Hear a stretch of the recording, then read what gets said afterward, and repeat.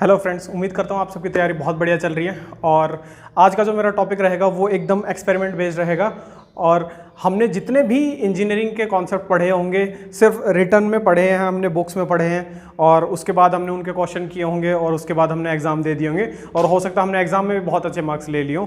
But क्या हमने उस कॉन्सेप्ट का बेसिक समझा? तो इसी बेसिक्स को समझते हुए हम आज आपको ले चलेंगे जायरोस्कोप समझाने। जायरोस्कोप आप सभी ने देखा होगा, आपके फ़ोन के सेंसर में काम आता है। जायरोस्कोपिक सेंसर आपके फ़ोन में होता है। जितने भी नेविगेशन टूल होते हैं उन सब में जायरोस्कोपिक सेंसर होता है। जायरोस्कोप सेंसर आपका यूज़ होता है डायरेक्शन मापने के लिए कि आपका कोई भी मूवमेंट अगर आया किसी ऑब्जेक्ट में, वो कितना मूवमेंट आया वो मापने के लिए यूज़ होता है। तो उसका जो कॉन्सेप्ट है वो आज हम एक्सपेरिमेंट के थ्रू देखेंगे। पूरा सेटअप मैं आपको दिखा देता हूँ। ये रस्सी है, सिंपल मैंने ऊपर बांध दी है और ये साइकिल का पहिया है। आप देख रहे हैं साइकिल का पहिया है, सिंपल है और ये सिंपली इस पर रोटेट कर सकता है। ठीक है, ये इसका एक्सिस है रोटेशन का। ये जो मैंने पकड़ा हुआ है ये इसका एक्सिस है रोटेशन का। सिंपली जब ये रोटेट नहीं कर रहा है तो ये छोड़ते ही नीचे गिर जा रहा है। ठीक है, जब ये रोटेट नहीं कर रहा है तो इसको मैं जैसे ही छोड़ूंगा ये नीचे गिर जाएगा। ठीक है, अब जायरोस्कोप समझने की बात आती है। जायरोस्कोप आता कब है? देखिए, जब भी कोई एक्सिस आपके, कोई भी आपका मास है जो किसी एक्सिस पे रोटेट करेगा, अगर इस पे कोई भी एक्सटर्नल फोर्स आया तो ये अपनी डायरेक्शन बदलेगा। और डायरेक्शन किस डायरेक्शन में बदलेगा वो हम अच्छे से जानेंगे। किस तरीके से ये डायरेक्शन बदलता है वो सारा डिटेल में मैं आपको बताऊंगा, आपको एकदम 100% समझ आएगा। बस आपको ये चीज़ ध्यान रखनी, ये जो एक्सिस है जिसके ऊपर ये पहिया घूम रहा है या जो भी आपका रोटेटिंग मास है जो घूम रहा है, उस एक्सिस को हम कहेंगे स्पिन एक्सिस। क्या कहेंगे? Spin axis. ठीक है, ये आपका स्पिन एक्सिस होगा। अब जायरोस्कोपिक कपल जब तक नहीं आएगा जब तक आप उसकी कोई एक्सटर्नल फोर्स के अंडर नहीं डालोगे। तो कि जब तक मैंने इसको खुद से दोनों तरफ से पकड़ा हुआ है इस पर कोई भी इफेक्ट नहीं आएगा। इसको मैं सिंपली अपनी उंगलियों पे भी टिका के रख सकता हूँ, कोई इफेक्ट नहीं आएगा, ये पहिया कहीं भी नहीं भागेगा। अब अगर इसको मैं ऐसे रोटेट करता हूं तो अलग फोर्स मुझे फील होता है, ऐसे रोटेट करता हूं अलग फोर्स फील होता है, ऐसे रोटेट करूंगा तो मुझे अलग फोर्स फील होगा, ऐसे रोटेट करूंगा तो अलग फोर्स फील होगा। अब ये आपको महसूस कैसे होगा कि इधर तो ये एक्सपेरिमेंट आप सेम खुद से करके देख लें, नहीं करके देखते तो मैं आपको महसूस करने का तरीका बताता हूं। देखिए, जब मैं इसको घुमा के छोड़ूंगा तो इसका जितना भी वेट है वो इसके सेंटर ऑफ मास से नीचे की तरफ लगेगा। मतलब कि जैसे ढीला छोड़ते नीचे जा रहे हैं तो एक फोर्स इसका यहां से जनरेट हुआ नीचे की डायरेक्शन में। नीचे जब फोर्स जाएगा तो ये इसका जो स्पिन एक्सिस है घूमेगा, इस पॉइंट से घूमेगा, इस पॉइंट से। तो इसको हम क्या कहेंगे? Tail end. वो इसका फ्रंट एंड हो गया, ये इसका टेल एंड हो गया। जितने भी ऑब्जर्वेशन है हम टेल एंड से लेंगे। ठीक है, इसके बाद आपके जितने भी क्वेश्चन आएंगे गेट या ईएससी में, आपका एक भी नहीं अटकेगा जायरोस्कोप से रिलेटेड। अगर आपने बेसिक समझ लिया, ध्यान से 5 मिनट देखेंगे तो आपको 101% समझ आ जाएगा। टेल एंड से जब हम देखेंगे और मास इसका नीचे है, ठीक है, अगर मैं ग्रेविटेशनल फोर्स को एज अ एक्सटर्नल फोर्स लेके यूज करता हूं और फिर मैं देखना चाहता हूं जायरोस्कोपिक इफेक्ट क्या आता है, उसके बेस अपना एक्सपेरिमेंट है। जैसे ही मैं छोड़ता हूं नीचे mg लगता है, अभी mg लग रहा है तो इस पर कोई इफेक्ट नहीं आ रहा है, ये सिंपली छोड़ते ही नीचे चला जा रहा है। ठीक है, अगर मैं इसको रोटेट करता हूं, रोटेट करते ही इसकी डायरेक्शन चेंज हो जाएंगे, देखते हैं क्या चेंजेस आते हैं। ठीक है, घुमाने के बाद मैं रस्सी को यहां से पकड़ लूंगा ताकि ये पूरा ऐसे झूल लेना, ताकि आपको इफेक्ट समझ आए कि क्या इफेक्ट है। ये देखिए, पहिया नीचे नहीं जाएगा, उस पर एक एंगुलर फोर्स, एक कोई तो कपल है जो उस पर लग रहा है। ठीक है, तो आपने क्या देखा वीडियो में कि जैसे ही मास इस पे नीचे लगा, जैसे ही नीचे इस पे मास लगा तो पहिया इस तरह से घूमने लगा। ठीक है, दूसरी डायरेक्शन में दिखाता हूँ। जब मैंने इसको ऐसे घुमाया, इसका मतलब जब टेल एंड से मैं देख रहा हूँ ऐसे पहिया घूमा, जब मैंने इसे पहिए को एंटी क्लॉकवाइज घुमाया टेल एंड से देखते हुए, तो टोटल जो रोटेशन है अगर मैं ऊपर से देखता हूं तो ये क्लॉकवाइज रोटेशन इसमें आया। ठीक है, अब अगर मैं टेल एंड से देखता हूं और पहिए को क्लॉकवाइज घुमाता हूं तो एंटी क्लॉकवाइज घूमना चाहिए हमारी कैलकुलेशन के हिसाब से। क्या कैलकुलेशन वो भी मैं आपको समझाऊंगा। अब इस तरफ से मैं देख के घुमा रहा हूं तो ये एंटी क्लॉकवाइज घूमेगा, बट टेल एंड से आप देखेंगे तो ये क्लॉकवाइज आपको घूमता नजर आएगा। ये देखिए, जब टेल एंड से मैंने क्लॉकवाइज घुमाया तो ऊपर से जब आप रोटेशन देख रहे हैं तो एंटी क्लॉकवाइज इसका कपल जनरेट हो रहा है। ठीक है, ये नीचे नहीं जा रहा है। अब देखिए ये हुआ कैसे है, वो चीज़ समझते हैं। अब जो टेक्निकल टर्म्स मैं आपको बताता जाऊंगा आप समझते जाएंगे। देखिए, ये आपका स्पिन एक्सिस था, जिस पे आपका रोटर घूमेगा या कोई भी मास घूम रहा है वो आपका स्पिन एक्सिस है, ठीक है। और जो एक्सटर्नल फोर्स यहाँ पे m/g लग रहा है वो डाउनवर्ड्स लग रहा है, ठीक है। एक्सटर्नल फोर्स डाउनवर्ड लगा, उसने क्या किया, अगर ये पॉइंट फिक्स है और इस पे मैं स्पिन एक्सिस इस पे रोटेट किया, स्पिन एक्सिस क्या किया, रोटेट किया। पहले स्पिन एक्सिस यहाँ था, फिर स्पिन एक्सिस यहाँ चला गया, स्पिन एक्सिस नीचे की तरफ रोटेट किया। तो अब यहाँ पे आता है कॉन्सेप्ट प्रिसीजन एक्सिस का। इसका मतलब क्या है, जब आपका जिस डायरेक्शन में आपका थीटा जो एंगल जो चेंज हुआ, ये देखो जो आपका स्पिन एक्सिस है, स्पिन एक्सिस जैसे ही नीचे गया मतलब इसकी डायरेक्शन में चेंजेस आए, ये एंगल आया। तो जिस डायरेक्शन में आपका स्पिन एक्सिस रोटेट कर रहा है उसमें आपकी फिंगर रोटेट करिए, और जो थंब की जो डायरेक्शन होगी, जो एकदम स्क्रीन की तरफ जो डायरेक्शन है, जो थंब की डायरेक्शन होगी वो एक्सिस आपका प्रिसीजन एक्सिस होगा। अब देखिए बस अब बस हो गया काम, आप समझ जाएंगे। ये जो एक्सिस है ये प्रिसीजन एक्सिस हो गया, ठीक है। अब स्पिन को प्रिसीजन के साथ क्रॉस प्रोडक्ट लेंगे तो जो भी रिजल्टेंट डायरेक्शन आएगी वो ही कपल की आपका एक्सिस होगा, ठीक है। जो आपका जायरोस्कोपिक कपल डेवलप हुआ उसका एक्सिस होगा। हम ये सारी चीज कर रहे हैं डायरेक्शन निकालने के लिए कि कभी भी किसी भी एक्सिस पे अगर कोई रोटर स्पिन करता है तो उसकी डायरेक्शन क्या आएगी, ठीक है। चलिए समझते हैं। ये आपका प्रिसीजन एक्सिस था। अब इनका क्रॉस प्रोडक्ट लेंगे, स्पिन क्रॉस प्रिसीजन, ठीक है। इसका भी सिंपल तरीका है, आप जिस एक्सिस से क्रॉस कर रहे हैं, ठीक है, स्पिन क्रॉस प्रिसीजन उस डायरेक्शन में ले जाएंगे। तो आप राइट हैंड इस तरह से मूव करेंगे जिस तरफ क्रॉस आपने किया है, तो ऊपर की डायरेक्शन में आपका क्या आ गया, जायरोस्कोपिक कपल का जो एक्सिस है वो आपका आ गया। ये आपका जायरोस्कोपिक कपल का एक्सिस आ गया।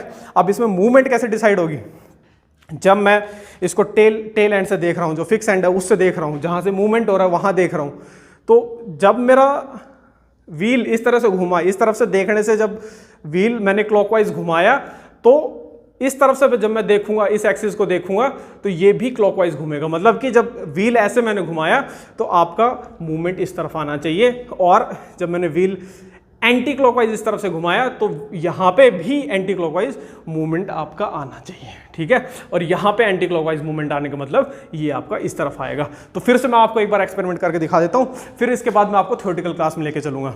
अब देखिए ये आपका स्पिन एक्सिस है, ठीक है। नीचे इस पे डिस्टर्बिंग फोर्स लगेगा जैसे ही मैं यहाँ से हाथ हटा लूंगा, और इसको मैं देता हूँ क्लॉकवाइज रोटेशन इस डायरेक्शन से, और टेल एंड से अगर आप देखेंगे तो ये आपकी हो जाएगी एंटी क्लॉकवाइज डायरेक्शन।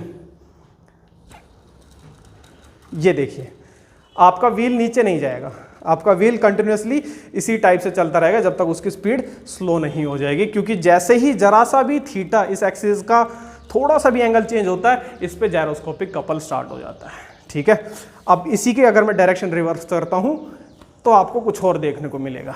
ये देखिए, ठीक है, ये है जायरोस्कोपिक इफेक्ट, ठीक है। अब अगर ये किसी सिस्टम में ऐसा फिक्स है, किसी मैकेनिकल बॉडी में फिक्स है या किसी और इंस्ट्रूमेंट में फिक्स है, जो डायरेक्शन नेविगेशन में यूज होता है उसमें फिक्स है, तो उसमें जब फिक्स होता है तो इसका जरा सा मूवमेंट करते ही ये डिस्टर्बिंग फोर्स जो होता है उससे रिजल्ट आता है एक कंपोनेंट निकल के, वो माप लेता है आपका ऑब्जेक्ट। वो ही आपका सेंसर का काम है। मैं आपको फोटोज और इसका थ्योरेटिकल पार्ट दिखाता हूँ, इसके बाद 101% आप अच्छे से समझ जाएंगे, ठीक है। चलिए मिलते हैं थ्योरेटिकल क्लास में। हाँ, इस टाइप की और भी कुछ वीडियो जो आपको लगता है कि आप प्रैक्टिकली नहीं समझ पा रहे हैं, आपके दिमाग में कॉन्सेप्ट नहीं घुस रहा है, तो मैं डिस्क्रिप्शन बॉक्स में एक गूगल फॉर्म डाल दूंगा। उस गूगल फॉर्म पे जैसे ही आप क्लिक करेंगे, लिंक पे जैसे ही आप क्लिक करेंगे, आपको डिटेल्स भरनी पड़ेगी, आपका नाम रहेगा और आपका जो भी टॉपिक जो आपको लगता है कि मुझे समझ नहीं आया उसमें मेरे को प्रैक्टिकल एक्सपेरिमेंट करके दिखा दिया जाए तो मैं समझ जाऊंगा। जनरली प्रैक्टिकल चीज़ें हम रिलेट नहीं करते हैं इसलिए हमें समझ नहीं आता है। बेसिक कॉन्सेप्ट अगर हम समझ जाएंगे उसके बाद क्वेश्चन बिल्कुल नहीं अटकेंगे। इसी जायरोस्कोपिक कपल पे बेस्ड आपके जो गेट और इंजीनियर सर्विस में क्वेश्चन आते हैं वो बैलेंसिंग पे आते हैं कि आपका 2 व्हीलर कब बैलेंस होगा, आपका 4 व्हीलर कब बैलेंस होगा कर्वेचर पे, ठीक है। तो वो भी बेसिक मैं आपको बताऊंगा, उसके बाद आप क्वेश्चन करेंगे और धड़ाक से लाइन से क्वेश्चन सारे निकलते चले जाएंगे। इसी टाइप की अगर वीडियो आपको चाहिए तो आप कमेंट में जाएंगे, डिस्क्रिप्शन बॉक्स में जाएंगे, लिंक पर क्लिक करेंगे और अपनी वीडियो रिक्वेस्ट करेंगे, ठीक है। चलिए थ्योरेटिकल क्लास में चलते हैं। चलिए देखते हैं थियोरेटिकली जायरोस्कोप का मतलब क्या है और इस ये कैलकुलेशन में हम किस तरह से यूज़ करेंगे। जायरोस्कोपिक जो कपल है उसका नोटेशन मैं सी जी से लेके चल रहा हूँ। आप अपनी तरफ से कुछ भी लेके चल सकते हैं, या आप कोई डिफरेंट बुक पढ़ रहे हैं या फिर कोई डिफरेंट कोचिंग इंस्टीट्यूट आपने ज्वाइन किया हुआ है तो आप उस हिसाब से ले सकते हैं। उसमें कोई चेंजेस वाला, कोई डिफरेंस वाली कोई बात नहीं है। आपको पता होना चाहिए जो आप लिख रहे हैं, जो नोटेशन आप यूज़ कर रहे हैं उसका मतलब क्या है। तो सी जी आपका L into D theta by D T होता है, जिसमें एल जो आपका है angular momentum of rotor I omega, ठीक है। आई आपका रोटर का रहेगा, ठीक है, आपका एम के स्क्वायर, जो आपका एम मास होता है और के आपका रेडियस ऑफ जायरेशन होता है। ये स्पेसिफिक कोई आपका डिस्क टाइप है, सॉलिड डिस्क है, हॉलो डिस्क है, इस टाइप की जो रेगुलर शेप्स है तो उनके लिए ये फॉर्मूला ऑलरेडी हम लोगों को पता है। और अगर रेगुलर शेप नहीं है तो उस केस में रेडियस ऑफ जायरेशन दिया होता है। ओमेगा आपका एंगुलर वेलोसिटी ऑफ रोटर है, ठीक है। आई आपका moment of inertia of rotor है। ओमेगा पी जो नोटेशन मैंने यूज़ किया है वो मैंने यूज़ किया है angular velocity of axis on which rotor is rotating, ठीक है।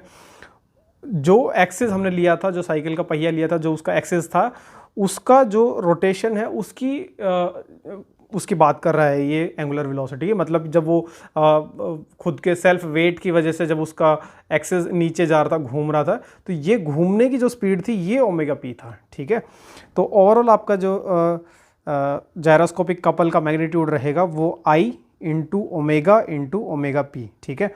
इसमें ओमेगा आपको पता है जो रोटर है उसकी स्पीड है, ठीक है, रोटर स्पीड, और ओमेगा पी आपका एक्सिस जो है रोटर का, इसी रोटर का जो एक्सिस है उसकी स्पीड जो है एंगुलर स्पीड, ठीक है। और आई आपका रेडियस ऑफ जायरेशन है। इसका मतलब ये है आई बढ़ेगा तो भी आपका जायरोस्कोपिक कपल बढ़ेगा, आपका रोटर की स्पीड बढ़ेगी तो भी आपका जायरोस्कोपिक कपल का जो मैग्नीट्यूड है वो बढ़ेगा। जो रोटेशन उसमें आया था वो जायरोस्कोपिक कपल की वजह से आया था, उसका मैग्नीट्यूड बढ़ेगा तो ओमेगा आपका बढ़ेगा तो उसका मैग्नीट्यूड आपका बढ़ जाएगा। और अगर आपका रोटेशन का भी ओमेगा पी बढ़ता है तो भी मैग्नीट्यूड बढ़ जाएगा। अब हमारे केस में क्या है, आई फिक्स था, ठीक है, और ओमेगा पी फिक्स था। मतलब कि जब उसको छोड़ दिया जा रहा था तो वो अपने हिसाब से डाउन जाता था ग्रेविटेशनल फोर्स की वजह से, तो वो हमेशा ऑलमोस्ट हमारे लिए फिक्स था।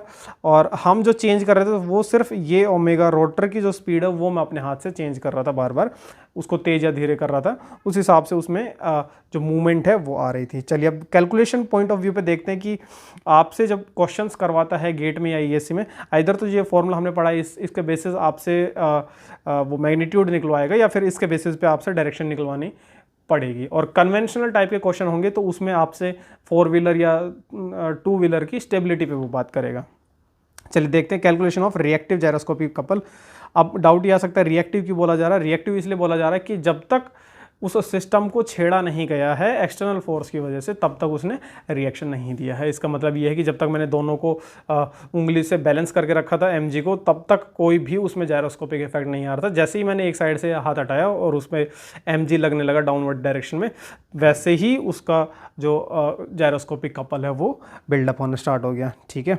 Reactive gyroscopic couple is responsible for the movement. जो फाइनली हमारा जो मूवमेंट आया था, व्हील नीचे नहीं गिर रहा था, वो मूवमेंट जो हमारा है वो रिएक्टिव जायरोस्कोपिक कपल की वजह से आया था। अब समझते हैं कि प्लेनर डायग्राम में ये मान लो आपका एक प्लेन है, ठीक है, हॉरिजॉन्टल प्लेन मान के चलो या कोई भी प्लेन मान के चलो, ठीक है।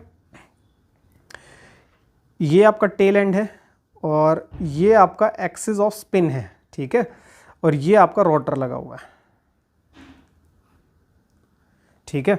अगर इसी हॉरिजॉन्टल प्लेन में ये एक्सिस का मूवमेंट इस तरफ करवाता हूँ जो एक्सिस ऑफ स्पिन है, इसका मतलब है इस डायरेक्शन में जब आप फिंगर अपनी रोटेट करेंगे तो ये जो प्लेन है इसके एकदम परपेंडिकुलर आपका आ जाएगा प्रिसीजन एक्सिस, ठीक है।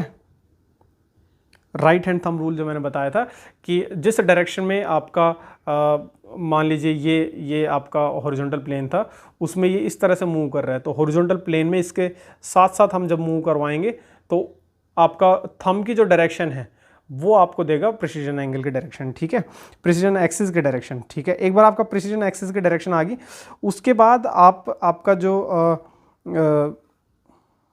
रिएक्टिव जायरोस्कोपिक कपल है उसकी अगर हमें डायरेक्शन निकालनी है वो आपको करना spin axis cross precision axis, ठीक है। जो हम क्रॉस प्रोडक्ट हमने पढ़ा था, डॉट प्रोडक्ट हमने पढ़ा था वेक्टर्स का, सिंपल है, कुछ नहीं है। आपका अगर दो ये मान लो राइट एंगल पे आपके दो वेक्टर हैं, एक वेक्टर ये है, एक वेक्टर ये है। अगर आपको this vector cross this product निकालना है, ठीक है, तो आपकी उंगलियां यहाँ रहेंगी और इसकी तरफ जाएंगी, ठीक है, और अंगूठे की डायरेक्शन आपका उस रिजल्टेंट वेक्टर की डायरेक्शन बताएगा। इनकेस दिस क्रॉस दिस आपको निकालना है तो दिस क्रॉस दिस आप करेंगे, ठीक है, उस केस में आपके अंगूठे की जो डायरेक्शन होगी वो आपका डायरेक्शन देगा रिजल्टेंट की। तो क्रॉस प्रोडक्ट में सिंपल है, आप जब यहाँ से स्पिन एक्सिस का क्रॉस इसके साथ लेंगे तो इन दोनों के जो परपेंडिकुलर है, ठीक है, इन दोनों के जो परपेंडिकुलर है वो आपका आ जाएगा जायरोस्कोपिक कपल है उसका डायरेक्शन, ठीक है। अब उसमें रोटेशन वो किस तरफ देगा, वो एग्जैक्टली सेम रोटेशन रहेगा जो आपका रोटर की रोटेशन है जब हम ऑब्जर्व कर रहे हैं एकदम टेल एंड से दोनों को, ठीक है। जब यहाँ से आपने ऑब्जर्व किया, जो भी रोटर की डायरेक्शन आपको दिखी, यहाँ से जब आप ऑब्जर्व करेंगे तो इस एक्सिस पे भी वो सेम डायरेक्शन जाएगा, जो कि हम ऑलरेडी वो साइकिल का पहिए का एग्जांपल लेके समझ चुके हैं, ठीक है। इसके अलावा आपका कोई डाउट, कोई क्वेरी है तो आप कमेंट में डालेंगे। और इसी टाइप के वीडियोस अगर आप चाहते हैं कि कोई स्पेसिफिक टॉपिक है इंजीनियरिंग से रिलेटेड जो आपको समझ नहीं आ रहा है, हो सकता है प्रैक्टिकली उसको थोड़ा सा समझाया जाए तो आपको फील आएगी, आप समझ पाएंगे और क्वेश्चन कर लेंगे। हाँ, इस टॉपिक के बाद आपको बेसिक बिल्कुल समझ आ गया। बेसिक के बाद मैं चाहता हूँ कि आप खुद से आगे फॉरवर्ड बढ़ें, खुद से आपको फॉरवर्ड इस डायरेक्शन बढ़ना। आप बोट से रिलेटेड काफ़ी सारे क्वेश्चन आते हैं जायरोस्कोप में कि डायरेक्शन बोट में अगर इस तरफ से मूवमेंट हुआ, इस तरफ उसने कर्व लिया तो उसका स्टार बोर्ड साइड अप जाएगा या पोर्ट साइड अप जाएगा, डाउन जाएगा, वो सारी चीज़ें क्वेश्चंस में आती हैं। फिर आपका एरोप्लेन से रिलेटेड आता है कि एरोप्लेन सीधा जा रहा है, उसका रोटर इस डायरेक्शन में घूम रहा है, टेल एंड से देखेंगे तो इस टाइप से घूम रहा है, एंटी क्लॉकवाइज या क्लॉकवाइज है, और फिर उसने टर्न लिया तो उसमें क्या इफेक्ट आएगा, उसका जो टिप है वो ऊपर जाएगा या नीचे जाएगा, उसका टेल ऊपर जाएगा या नीचे जाएगा। इस टाइप के क्वेश्चन आपसे ऑब्जेक्टिव में पूछेगा।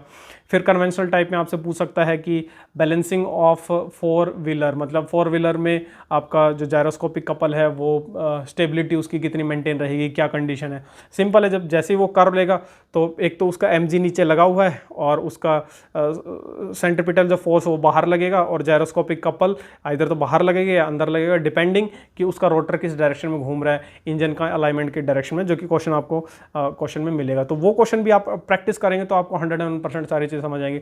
बहुत इंटरेस्टिंग हो जाता है जब वो आपसे बाइक से रिलेटेड क्वेश्चन पूछता है कि बाइक की स्टेबिलिटी कैसे डिफाइन करेंगे। मान लो ये बाइक का एक्सेस और टिल्ट हुई, बाइक घुमाने के लिए टिल्ट किया, mg नीचे लग रहा है सेंटर ऑफ मास से, और आपका जो सेंट्रीफ्यूगल फोर्स है वो बाहर की तरफ लग रहा है। अब जायरोस्कोपिक कपल डिसाइड होगा कि इसको सपोर्ट करेगा या इसको सपोर्ट करेगा। वो कैसे डिसाइड होगा कि इसका जो रोटेटिंग व्हील है उसका मास वगैरह अगर दिया हुआ है तो उसका हम जायरोस्कोपिक कपल निकालेंगे, प्लस अगर इसका जो रोटेटिंग मास है जो इंजन में रोटर लगा हुआ उसका भी अगर उसने डिटेल्स दिया हो तो हम उसका भी निकालेंगे, वो सपोर्ट कर रहा है या इसको सपोर्ट कर रहा है। फिर फाइनली दोनों इक्वेशन बैलेंस करेंगे और चीज़ें निकाल लेंगे, ठीक है। इस टाइप से आप बेसिक आपको क्लियर हो गया। अब आप थ्योरी पढ़िए नेक्स्ट, और थ्योरी पढ़ने के बाद फिर आप क्वेश्चन करिए। कोई भी डाउट क्वेरी है आप तो आप कमेंट में डाल सकते हैं, ठीक है। चलिए, ऑल द बेस्ट।